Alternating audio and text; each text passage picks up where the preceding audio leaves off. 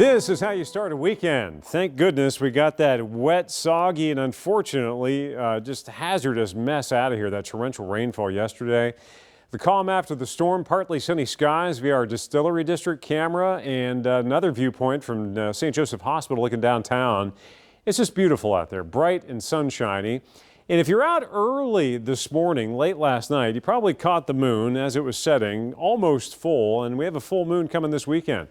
Sunday morning, it's going to be the sturgeon moon. Every month's full moon has a nickname. The sturgeon are running. It's a fish this time of the year, so that's where that traditional nickname comes from.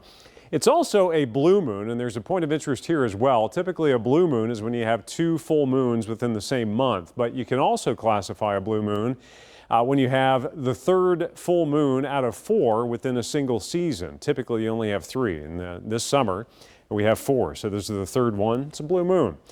Just yet another way to classify what should be a big and bright and beautiful moon that you can check out over this weekend because we don't have much in the way of active weather coming our way. So you should have some pretty good viewing. Our Max Track shows the tail end of the few showers that were dying out earlier this morning, drifting down across Tennessee. And how nice is this? 24-hour rainfall totals, those numbers rapidly dropping off as we dry out and get farther away from that torrential rain yesterday. There's about a 2 to 4 inch band going right through the heart of the viewing area. We had all that flash flooding. We're recovering from that. High pressures tracking in. This will be the driving force over the weekend. It's a weak one, but it's strong enough to fend off much of anything beyond partly sunny skies. Now, there'll be a round of storms diving south, and it's going to get awfully close to home.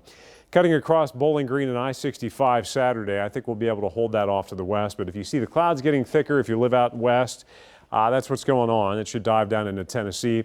Maybe a slightly better chance for a few showers and thunder showers as this cold front approaches late in the weekend, so late Sunday. As far as the tropics are concerned, Fred no longer. It kind of washed out and got picked up and pulled out of New England states, but two major features. This is the main one for the East Coast, talking about Henri, the outflow, that upper level outflow getting more impressive as it strengthens.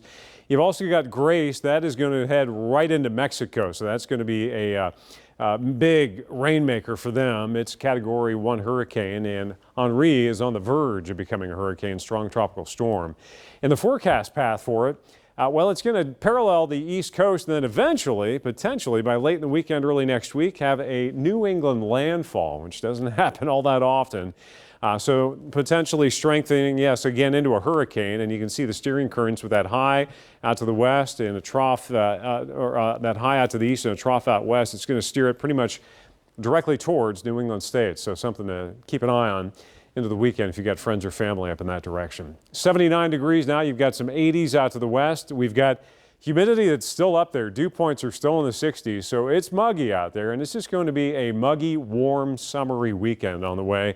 Highs right around average in the mid-80s and then starting to pop up closer to the low 90s early next week. And the temperature outlook, the 6 to 10 day outlook through late August, still showing us running above normal temperature-wise. So, yeah, we've got some warmer days ahead. Next week, after we pop up to around 90 early in the week, looks like we could see additional showers and storms developing toward the end of that 8th day.